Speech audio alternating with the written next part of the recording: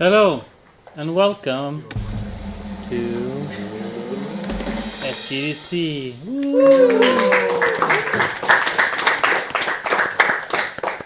I would like to remind everyone who's working in this room to not be clickety-clackety during the presentations. I'm your step dancing host, James Newnorth. Thank you. Today we have two new introductions, one reintroduction, and some stuff. Wow, great. Let's start with stuff or reintroductions. Let's start with Max. Okay. Woo!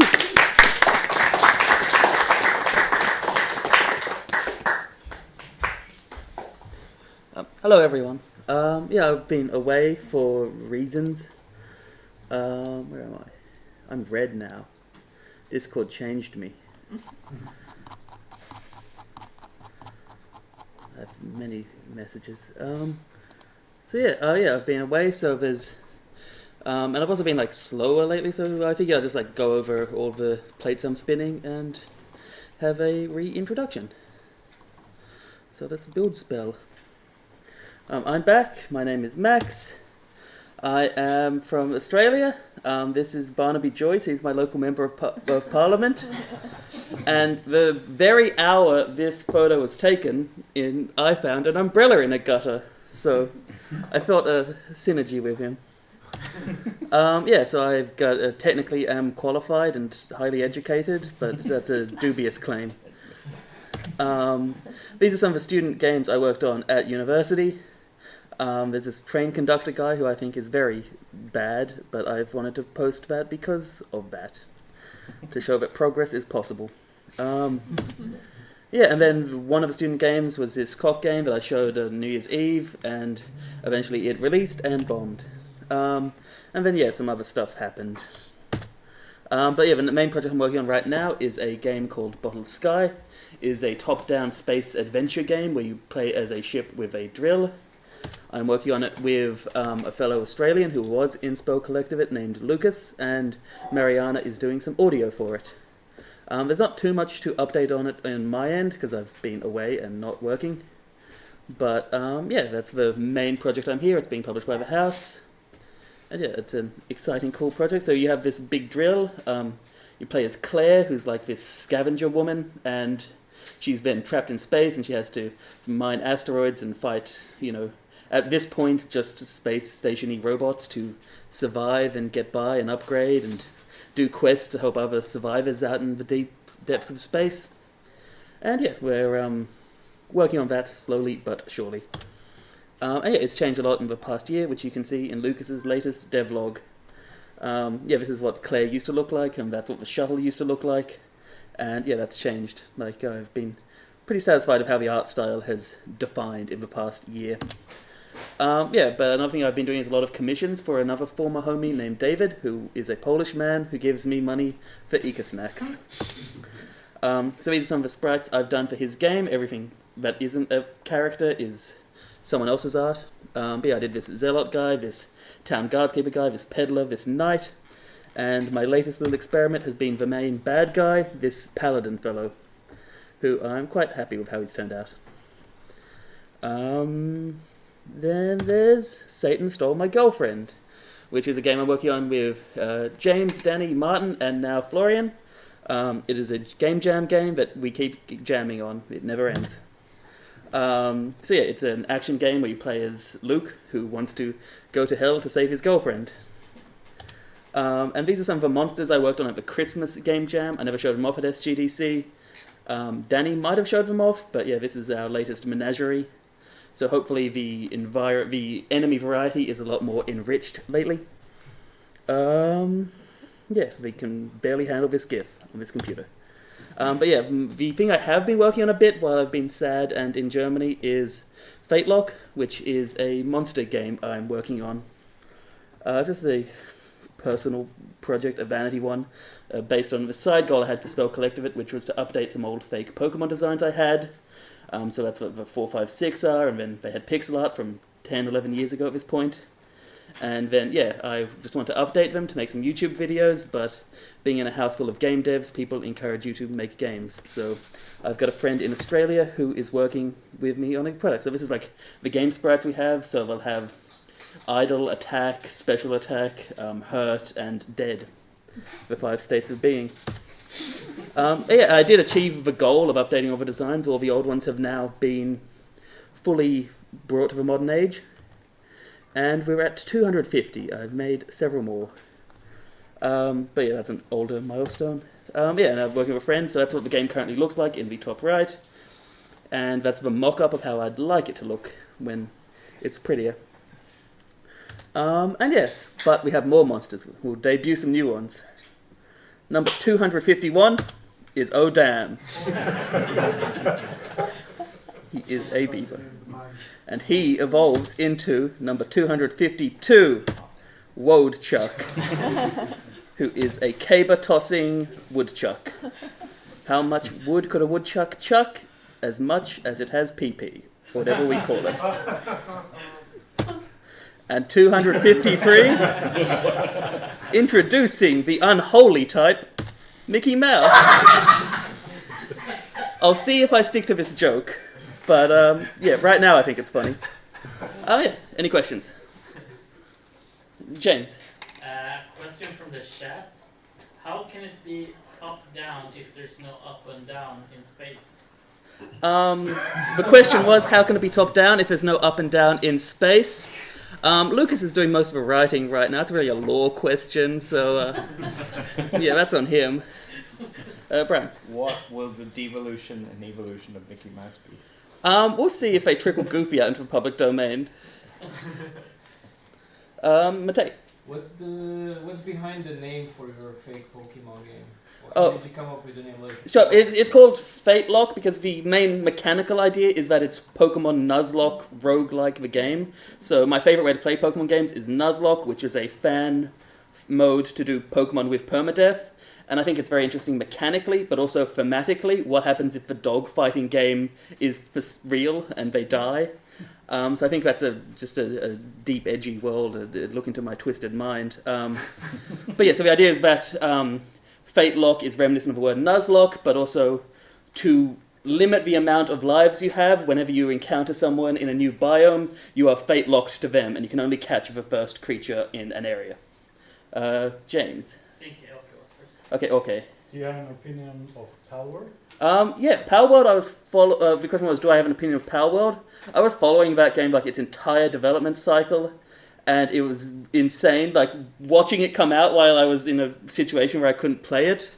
It's a little disappointing that it's just Ark Survival Evolved, but I love that the world has embraced its shitpost energy, and it's made me very confident that I can probably not get sued, which is nice. James? Other than boosting your confidence and lawfulness, has Palworld's release affected you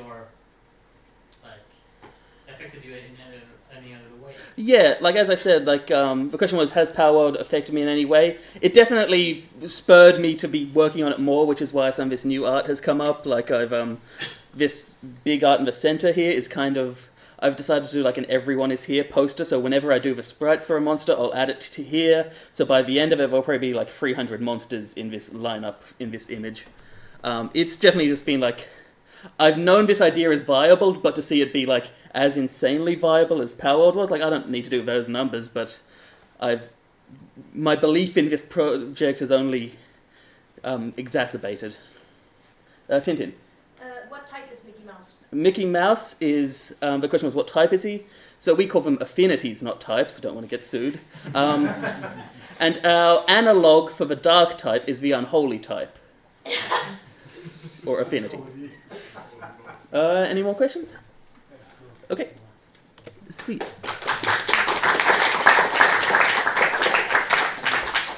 Alright, next up, Lente.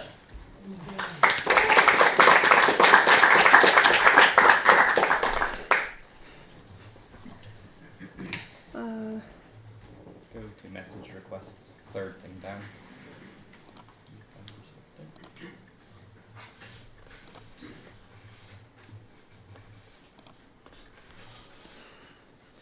All right. Well, hello. I'm Lente. I'm very nervous, but I'm gonna do this. I'm Dutch. I'm from the Netherlands. I'm 23 years old, and I live on a boat. That's kind of my thing, I guess. And this is a very short presentation compared to the last one, but whatever. Yeah, well, I like games, of course. I don't play games as much as I used to, but I want to get back into it. I grew up in Minecraft, but later on I liked shooter games more, like Counter-Strike.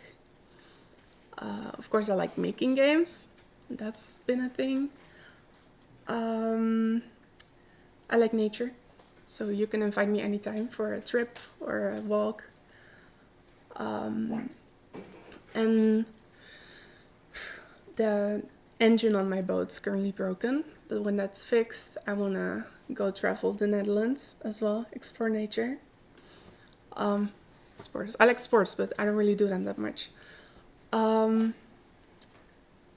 Yeah, that's it. Reading, music, I don't know.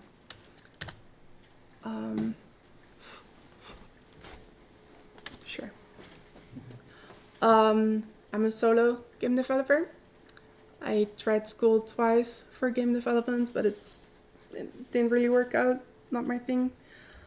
When it comes to making games, I like design, which is not obvious from this PowerPoint or whatever, but coding, and I like social media and marketing.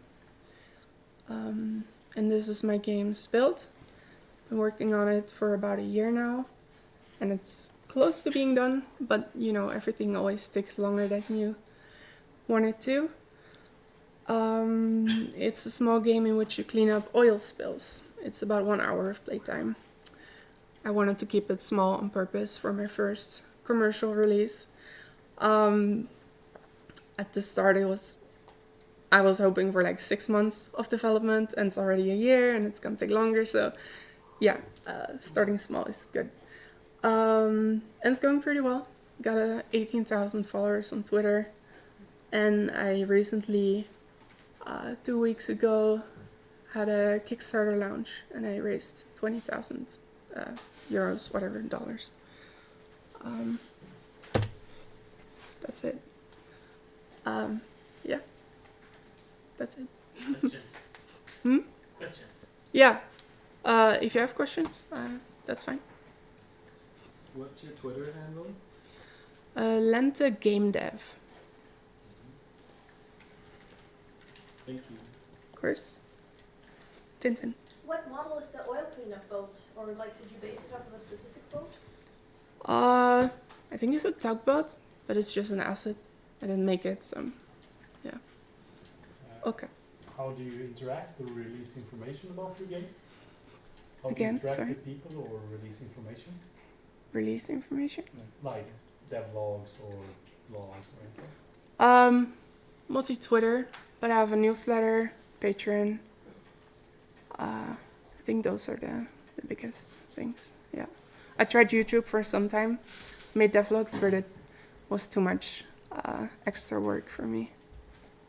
Yeah. Max. Yeah, what was the Kickstarter goal? 10,000. Yeah. So it's almost at 200%, which is crazy. Marek, sorry.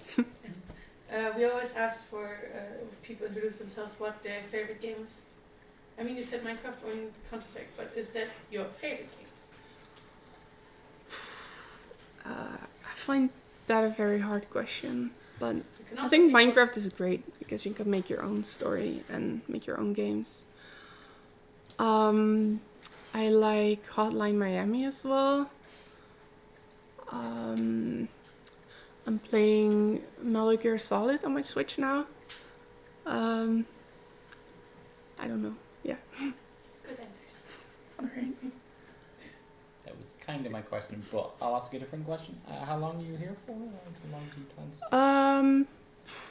Until March, start of March. Like, at the latest, like, 5th March or something. I really have to go back then, so, yeah.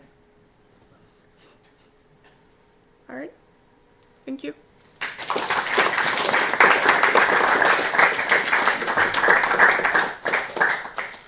All right. Next up, Florian.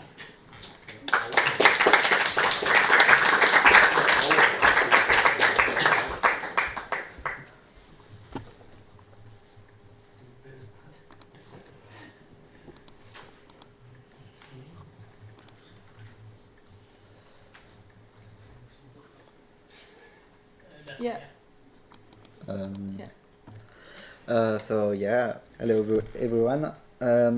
So my name is Florian. I come from France, here in Dijon.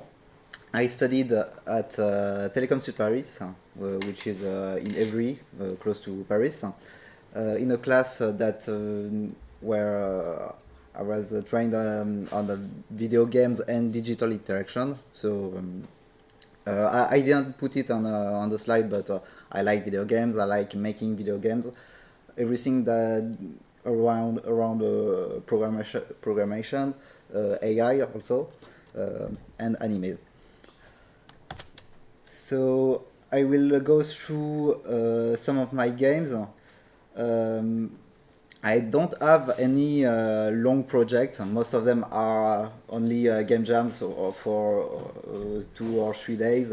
The longest game I will show was 2 weeks, so not a very big project. I started with simple, basic top-down shooters like this one, which is a bullet hell with bosses and levels for a school project, which took me 3 days.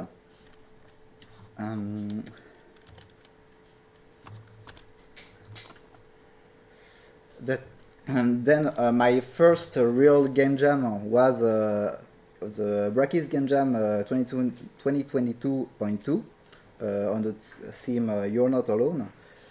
And it was one of, at the time, one of my favorite projects to work on. Also the comments on the game were really positive, which really encouraged me to keep going in game development. So I chose to participate in the class in my school to learn more about video game development. And here I learned C++ and HTML, where I did a project in 2 weeks in C++, which is like an exploration game slash maybe horror game. Like it's a little bit like Slenderman, where you have to find some object around the map, but there's a monster chasing you in the level.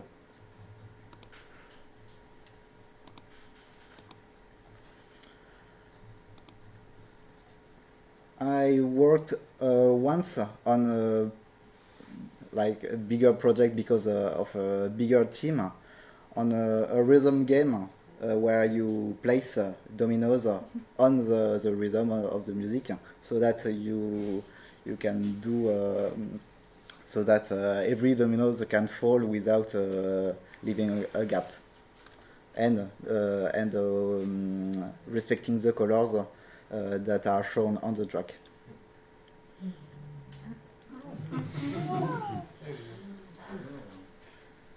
Also, we didn't have any graphic designer, so the little girl on the bottom left is AI generated.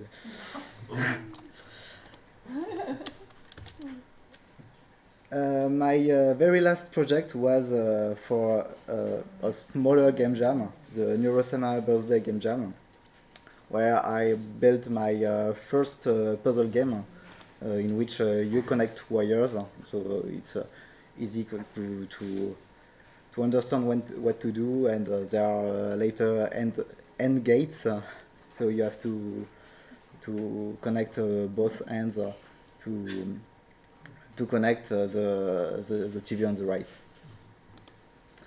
So yeah, I like to focus more on gameplay rather than art or music because that's what I know how to do. I know how to program stuff, but not that much about the art or narrative, etc. My favorite games are the three on the screen. So first, Celeste, probably my favorite game of all time. I used to play a lot of Smash Bros. Maybe I will get back to it if someone here wants to play. Also, since I have a Quest 3, I can't stop playing Beat Saber. So that's the game I play the most currently.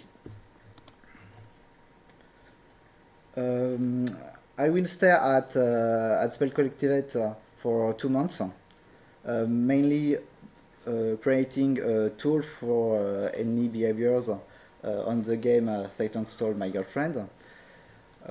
As a side project, I might also try to create something either on C++ or a VR game, but I will see if I have time for that. And one of the main goals also of for my stay is to step out of my comfort zone because this is like a big adventure for me. I'm not really I don't know.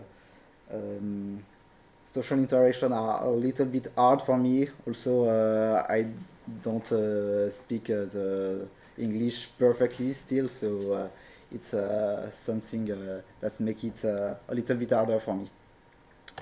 But yeah, I think it will be great to learn new things. So yeah, it will be great. Do you have any questions? Yeah. Do you have a project in mind that you would want to create in C++? I thought that I want to learn like the basis of how to make a video game from scratch, like with no engine. So maybe starting from just OpenGL and trying to build like a platformer 3D or something like that. Yes. You said anime, please elaborate. I watch the 2 or 3 seasonal animes. So I don't really like, for example, movies or TV series, but I'm a big anime fan. Yeah. What's your favorite Beat Saber OST? Camellia. Yeah. What's your favorite Smash Brothers character? Bayonetta. Oh, okay. I used to play the... This guy! No, not in Smash 4. I didn't play Smash 4, but in Smash Ultimate I used to play her in a tournament. Yeah. How many strawberries did you get in Celeste? All of them except Farewell Golden. Okay. Which one of the enemies in Satan Stole My Girlfriend did you like the most? So, which is the favorite enemy in Satan Stole My Girlfriend? In that game? In the game you tested before today, the favorite monster. The slime? I don't know. Slime. I don't like the projectile that goes from out of screen and hits you. That's the best. All right. Thank you.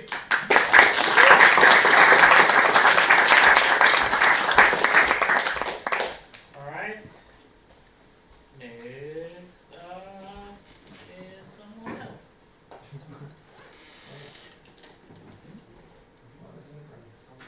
Ash. Oh, mine's private. before. Sorry, change it. Okay, not Ash, but it's not us. Andreas.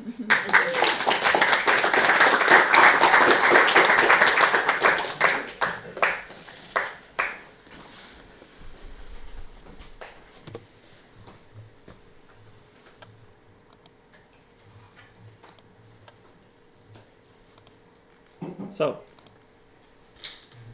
they'll be coming up. Just giving you, what's it called? Preview. Greeting. Done. Oh yeah, last time someone asked about our artist, and I promised to link to her. So there you go, artstation.com, Zepp lives. And it'll look something like this. And what else? It's going real fast, so good for you.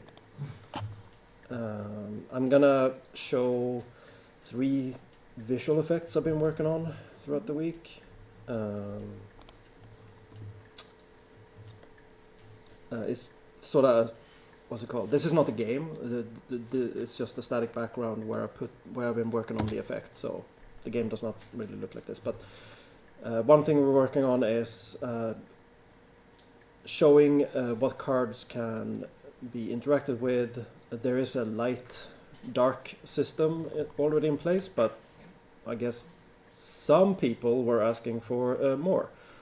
So now imagine that I'm dragging the staff around or whatever, and you see the cards the cards that can interact with it are attracted a little bit towards it. And if you get too close, it just trembles in place and waits for its doom.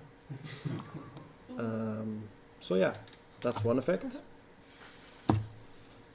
Under review, I guess.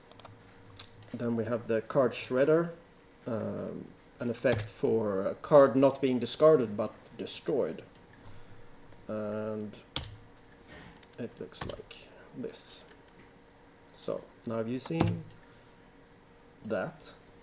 Straight up Oppenheimer card game. And the last one, I'm gonna start the game to show the like one of the oldest things we've had in the game, of course, is just a simple, I'm hovering over something that can be played, that can be activated, and there's a little glow around the edges kind of thing. I wanted to do something different that is more in line with what we're doing with Not Us, the world, where magic is behaving like wind and weather system. So now that you hover over something, it's more like something like that. So there you go. That was 3 effects. And quit.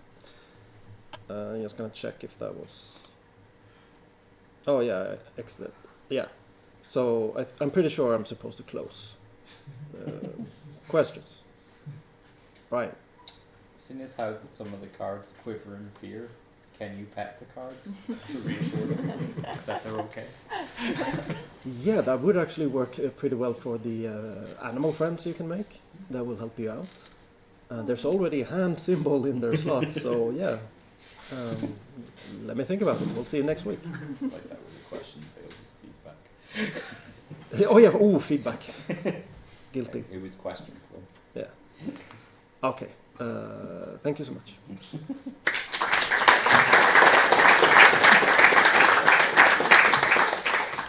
Alright, final on stream then. Or no, there was one more new. Matt.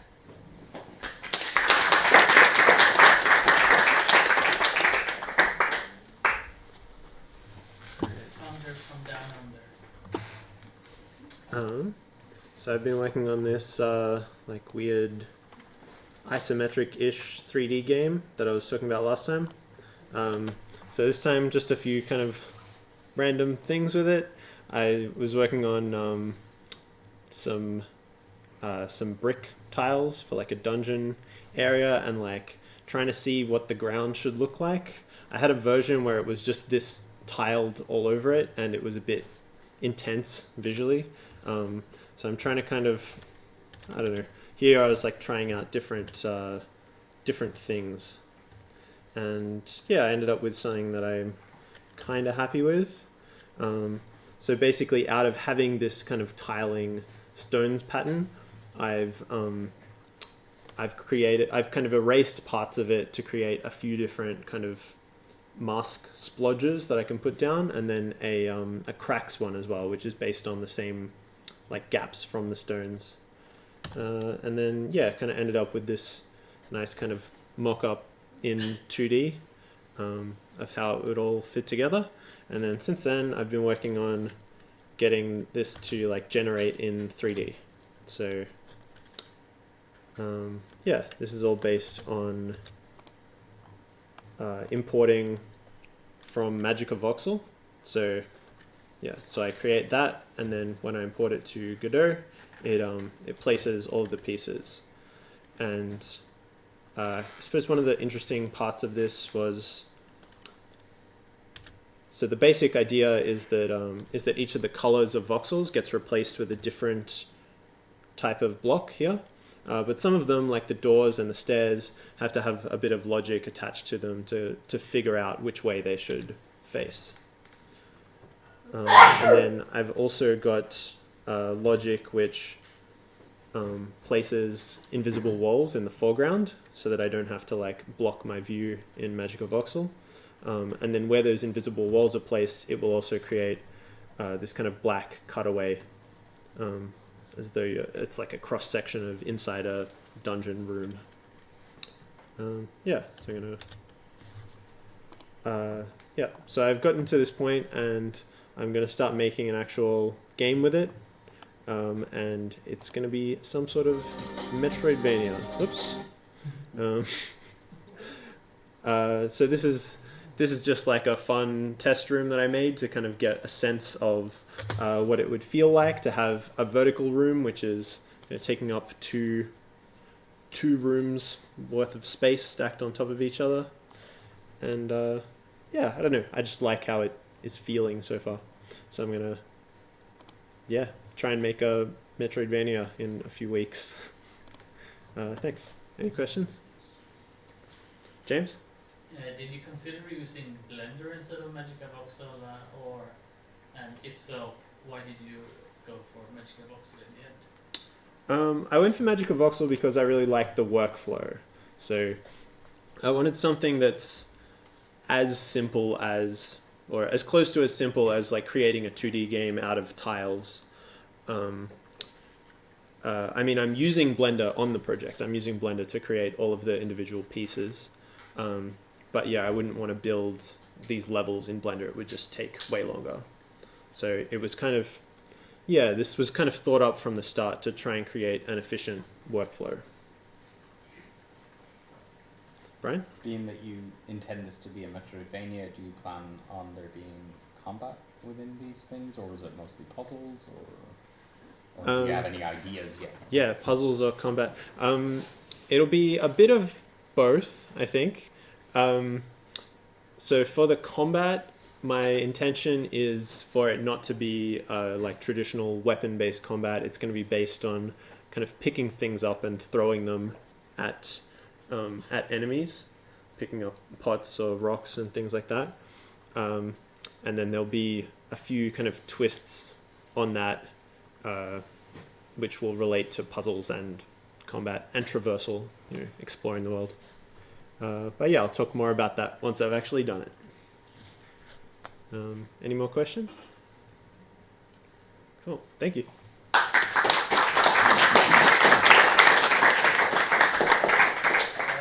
final online presentation. Javier!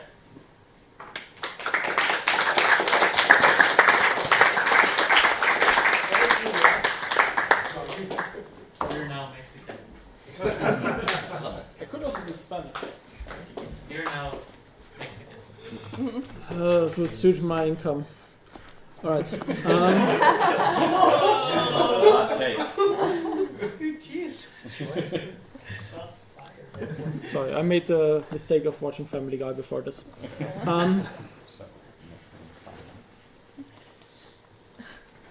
Alright, so I'm here to present what I did over the last 2 weeks for Outlaw Kingdom. So what I did, Casper has made a short video of this. I cannot. What does it ask here? I don't. You don't have Permission. access to the video. Just click this. On Google, You no. have to log in and stuff. You have Oh. to give permission on Google. Oh the shit. video. Oh well. Alright. I fucked up here. Sorry, We can, Casper. we can move you to the private section instead, so you can wait until later and then. I could do that, yes. Yeah.